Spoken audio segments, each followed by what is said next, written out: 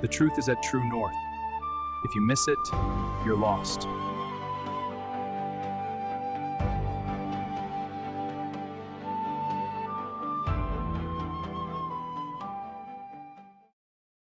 Thank you, Jesus. Thank you, Lord. You're such an awesome, wonderful Lord. You are our Savior. Amen. Thank you for being with us, the people there in TV land as well, all over the world. And we appreciate it. We appreciate it that you join us. And may the word bless you. Last week I spoken on when forgiveness brings glory. It's the most powerful, awesome privilege that God gave man is to forgive. And that's the way how you can see you have the same spirit as your Father. Because God, when you were a sinner, He forgave you. See, if you have His same spirit, you forgive others. All right. And sometimes we forget to forgive yourself as well. All right. So this morning I want to speak to you for a few moments on brokenness. All right, brokenness. Now, many people don't think that brokenness can bring glory, but it does. All right. God doesn't want you to be broken. He wants you to be healed and healthy and wholesome. But the brokenness of man brings glory. All right. And so let us read 1 Kings 17. 1 Kings 17 verse 1. If you have your Bible, I believe I'll read out of the Amplified.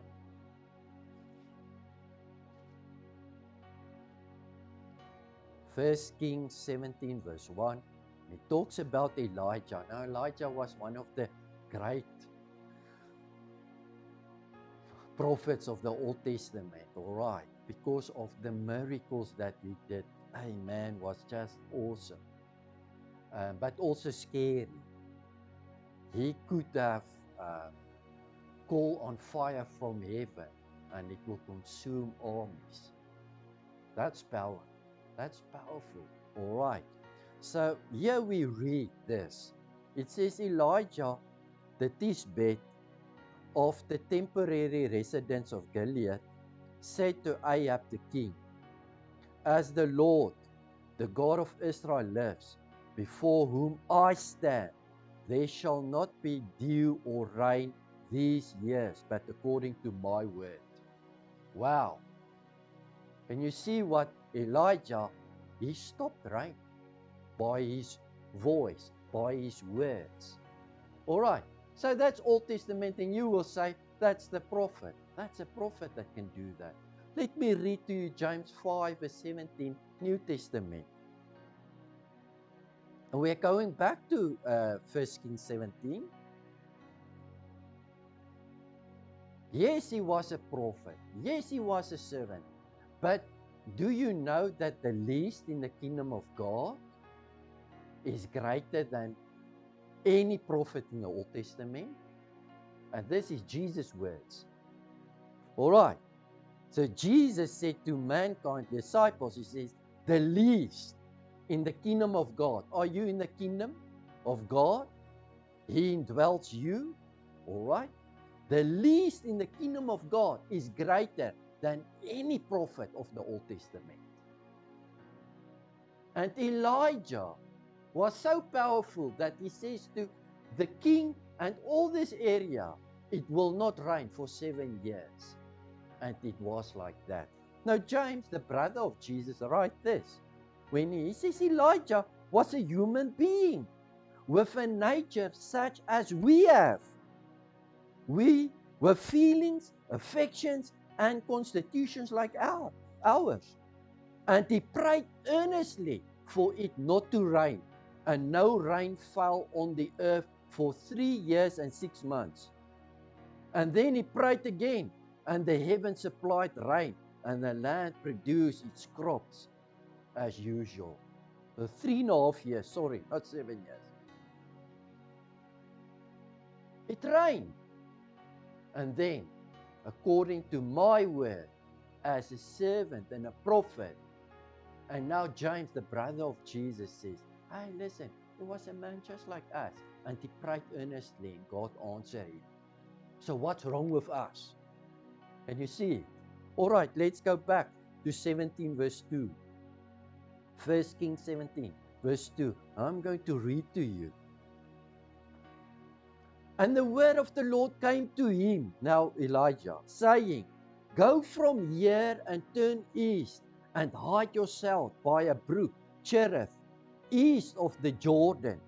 You shall drink of the brook, and I have commanded the ravens to feed you there. So here is no famine because it doesn't rain. There's no harvest. There's no seed. It's famine. Everything is dead and dry. Everyone is under the curse of what the prayer of Elijah did. But God honors his word, and he sent Elijah. Listen here. Go east to Jordan, and you shall drink of a brook. And I have commanded the ravens to feed you there. A raven is a bird. All right. So God will send you to a brook. As a brook is double O, ne? A brook is a spring. All right. And the ravens will feed you. That is supernatural supervision. Supernatural from God. Supernatural. Everything is dry, but I will show you a brook. East of Jordan, go, and I am going to send ravens to feed you. That's awesome. All right, that's awesome. After a while, the brook dried up because there was no rain in the land. So here we have a problem situation. And the word of the Lord came to him, and arise, go to Zarephath, which belongs to Sidon, and dwells there. Arise, go to Zarephath, which belongs to Sidon, and dwell there. Behold, I've commanded the widow there to provide for you. All right. So first, there was a brook, and ravens, a bird. And then it will dry up. And then God will give a widow. And watch here. It says, I've commanded a widow there to provide for you. So God already in her heart worked with this lady. Because he sent Elijah to this lady. He knew it is dry, there's nothing, the brook, no water anymore, and he sent her to a widow. It's interesting that God sent him to a widow and not to a rich man. Do you know what? It's strange, but mostly the poor people are the most people that is sometimes the most compassion and understanding because they don't have money. They know hardship. Their heart is mostly open to help and to give than rich people. It's strange, but it's like that. He sent him to a widow. Verse 11, I skip a little bit. So, that was verse 9. And as she was going to get it, he called to her and said, bring me a morsel of bread in your hand.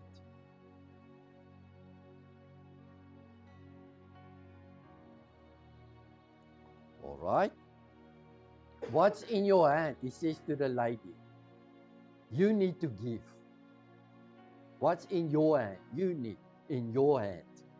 As she was going to get it, he called to her and said, bring me a morsel of bread in your hand. And she said, as the Lord your God lives, I have not a loaf baked, but only a handful of meal and in a jar and a little oil in the bottle.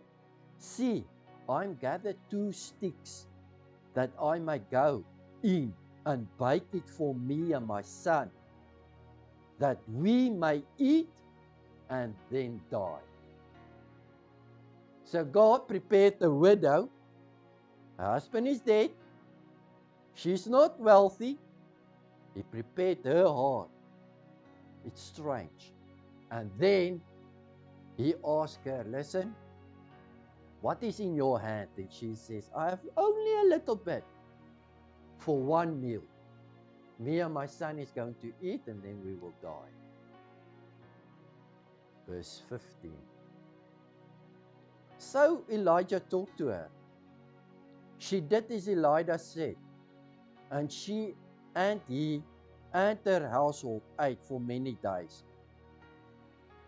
Just let me read 1 Kings 17. Hallelujah. Where's my 1 Kings?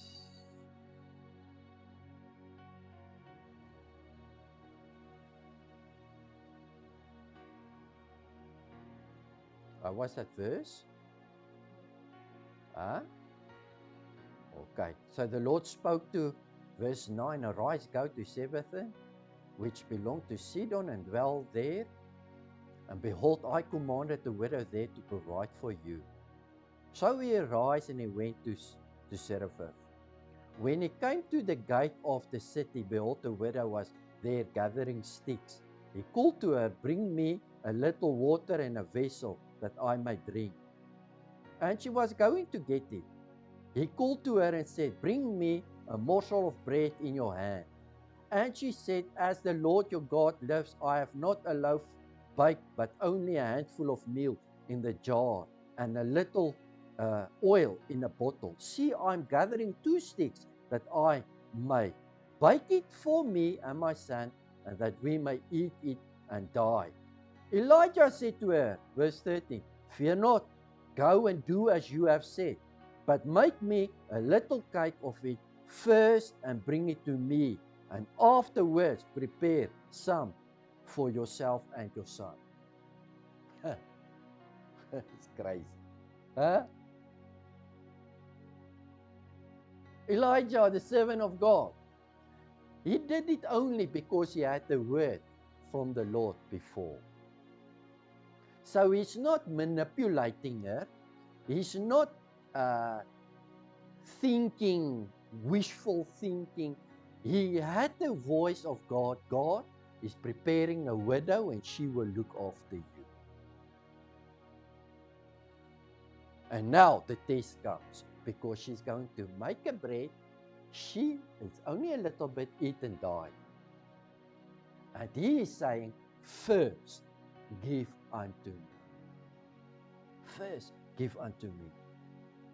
And afterwards prepare for yourself and for your son. For this says the Lord, the God of Israel, the jar of meal shall not waste away, or the bottle of oil fail, until the day that the Lord sends rain on earth. Until when? The rain fall on earth. So first, God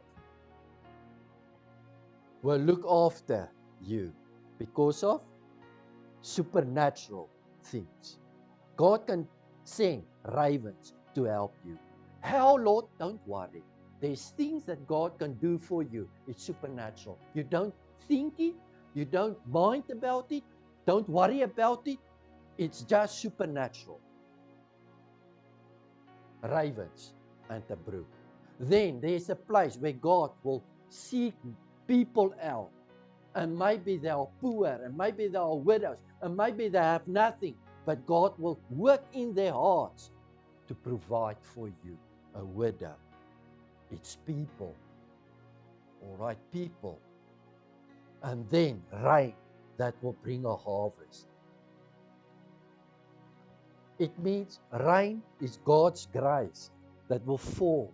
And now you have seed in the ground. And because of your seed, there's a harvest. All right, that's omstandighede It's circumstances. So this is supernatural, this is because of people, and this is because of your hand, and circumstances. Your hand, what is in your hand, and circumstances.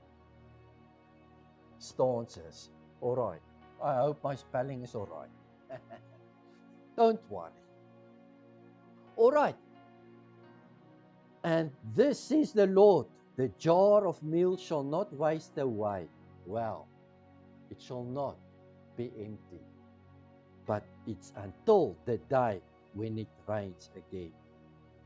She did as Elijah said, and she and he and her household ate. You. For many days, the jar of meal was not spent, nor did the bottle of oil fail, according to the word which the Lord spoke through Elijah. Was Elijah a man like you? Did he stop rain? And then he prayed earnestly, and it rained. And there was a famine. And God can provide supernaturally. He can provide through people, and He can provide through your own hand by seeding and harvest and His grace. So with this one, God's hand and your hand is being combined, because rain comes from God. You cannot make it rain. But if it rains here, do I have millies here? Corn? No, I don't. Why? Because I have no corn in the ground here. You understand? So the two meet. All right, so the church is mostly in two, split, always in two. The first one always wants God to move, and God needs to do everything in your life. Then there's a second group in the church. They want to do everything, and God's not in it.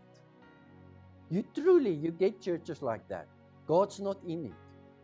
They work for God, but God says, I don't know you. I don't have your heart. You don't understand. So some, they're dependent on God. Some are dependent on themselves. And they never came to a point where they know it's you working with God. That's what God wants to do. You working with God. Just let me see. That was 1 Kings. So the lady was at the end of her life. Would you say she suffered? She was broken. She was in despair. Oh, let's eat this loaf and then we will die. But that was an opportunity for God to do something. So maybe you are in a place in your life where there is brokenness and there is lack and there is suffering, and it is close to your death. There's suffering. That is for suffering.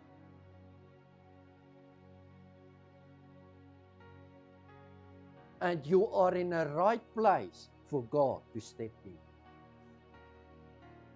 But God needs to work in your heart first. He worked in this lady first. And then what was in her hand is very important.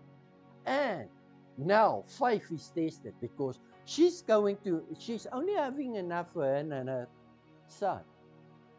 Now she must first give to a man of God. It doesn't make sense. Her faith is going to be tested. But it's not a man of God that says only he's a man of God. He has the word of God in his heart. And when he spoke, the rain stops. And when he prayed, the rain begins. So it's a true man of God. I want to read you Psalm 51 verse 17. This lady was in a broken state, in a lack state, in a suffering state just before death. God wants us sometimes to come to a place where it is the end of yourself, end of yourself, so that He can step in. But it's not a lack of place, it's a hard place. It's a place of faith that's now needed. He wants us to trust Him, because that's trust. Believe me, I don't think, if I know something about myself, I don't think I would have done what that lady did. And I'm a son of God. This lady was special to do that. But God will always honor His word. Are you a Christian? Do you believe the word of God or not? If you don't believe the word of God, let's throw it away. Why are we reading Bible? We say we believe Moses split the waters. We read it. Do you believe it? Do you believe the word of God or not? If God says something, He will do it or not. But why are you a Christian? Why are we Christians? So listen here, Psalm 51 verse 17. It says, my sacrifice, the sacrifice acceptable to God, is a broken spirit. Acceptable to God is a broken spirit. It's a lady. It's a man that comes to the end of themselves. I need God. That's a broken spirit. I cannot do it. I cannot do it on my own. I cannot go on like this. Listen, Luani, you need to tell, I don't want to go on like this. Karen, I don't want to go on like this. I need God. It's the end of my strength. It's the end of my will. It's the end of my mind. I need God. I want change. I want difference. I want God to manifest Himself. You need to come to that place. It is a sacrifice acceptable to God. It's a broken spirit, a broken and contrite heart, a broken down with sorrow for sin, and you humbly and thoroughly penitent, thoroughly penitent. You need God. Thoroughly, totally. Such a God you will not despise. Such a God you will not despise. He will look to a broken heart, a contrite spirit. Such a God you will not despise. It's a sacrifice acceptable to God. 1 Peter 4 verse 19. Listen to this verse. Almost finished. It says this, 1 Peter 4 verse 19. Therefore, those who are ill-treated, maybe are ill-treated and suffer in accordance with God's will, must do right and commit their souls in charge as a deposit to the one who created them and will never fail them. So I'm going to read slow again. All right, listen now here, closely. Therefore, those who are ill-treated. So some people are broken, there's lack, there's suffering, and there's ill-treated. People ill-treated you. It's not good treatment. They are ill-treatment. It makes you ill, sick. They want you to kill you, bring destruction to you. They ill-treated you and suffer. Therefore, those who are ill-treated and suffer in accordance with God's will. That doesn't mean that God wants people to ill-treat you or let you suffer because it's God's will. It's not that. Listen, it is those who are ill-treated and suffer in accordance with God's will must do right. Do commit their souls. So it's God's will to commit your soul to Him who created you and will never fail you. You understand? Some people read this. Oh, yeah, God says that it's according to God's will that some of you are suffering. That's not true. Read the whole thing. It says those who are ill-treated and suffer in accordance with God's will must do right and commit their souls and charge to the one who created them, and He will never fail them. Why would God say you must give your soul and your body and everything to Him when people ill-treated you, when you suffer? Because He will never fail you. So, there is a brokenness in man, and that's not the purpose of God. He doesn't want that. There is lack in us because we are in a natural world. There is suffering. There is ill treatment of us. It's ill treatment of us. But God says, give yourself to God because He will not fail you. And He will send you and give you places to go where He will supernaturally look unto you. Brooks with ravens, birds of the air that will look after you. And He will send widows and people to you to help you. He prepared them to help you and stand by you. And then He will take you to a place where He will bring rain and you will put seed in the ground and a harvest will come. Because God wants you to work with Him. He wants you to trust Him. James 1 verse 2. Going to read slowly this one. Because this is not a lekker, nicely letter. Alright. So why would Christians go through things? Watch here. Consider it wholly joyful, my brethren, whenever you are enveloped in or encounter trials of any sort, or fails into various temptations. So here we can put trials in.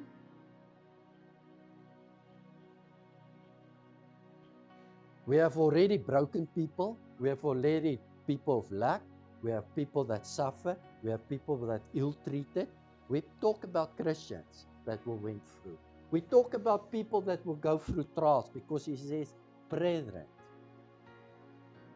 But consider it wholly joyful, my brethren, whenever you are enveloped in or encounter trials of any sort or fail into various temptations. Be assured to understand that the trial and the proving of your faith bring out endurance and steadfastness and patience. Can you see good things?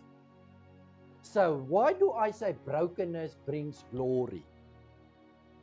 Because it is the right atmosphere for you to give yourself up unto God and for God to move in your life. And then it will produce endurance, steadfastness, someone that's steady. The storms can come, I'm steady. Endure, I'm deur the storm. Steadfastness and patience. Why would God do it?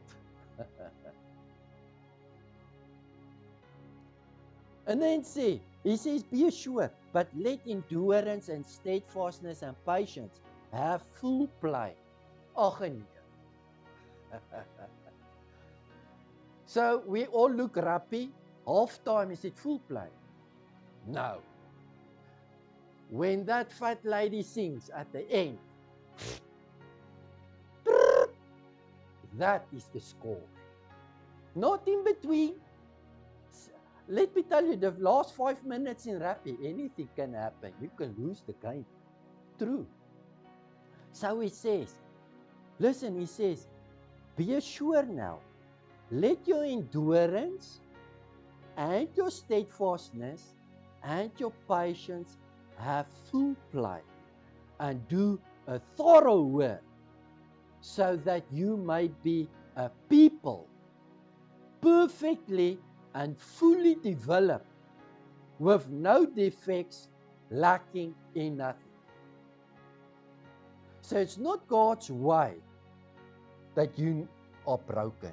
He doesn't want you to be ill-treated. He doesn't want lack or suffering or trials or temptations in your life. But there is it. You are a Christian. You will have experienced it. But what God wants, He wants you to come to an end of yourself, your provision, and then let Him help you. First of all. Then, second of all, let others help you. And it will look sometimes crazy because it's not what you think. Why would you come to me? I doesn't look like a pastor. God will choose the people that needs to help you, so that you can come to a place where you and God are putting what's in your hand and what's grace, His grace. Both you and God will put the seed in the ground, and the rain will come and the harvest will come, and He will help you go through this. It's a full time. He wants you to be in full time, perfect, thorough work, patience. Man, who loves patience? Well, that's in today's time. It's maybe one of the most terrible things that Christians need.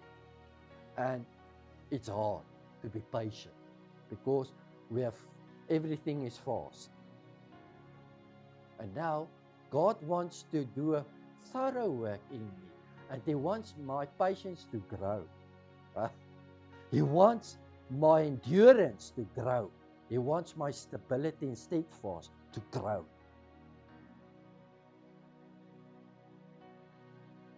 Let me tell you, that is a blessing, although it's hard to the flesh. It's an end. Let us eat, the widow, let us eat and die. But God says, first give me the time. First give me the portion. First give me, and then by the word of God, you will see the blessing of God. It will not stop until you and God grow up as this perfect man, and you and God is working together, being the blessing for mankind. It's awesome, eh? So thank you for listening, and I hope you understand that God really loves you, and just give Him a chance. But He looks to the heart. Faith.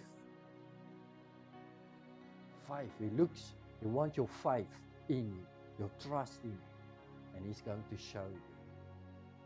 Amen. Al verstaan ons nie, it's all right. Amen.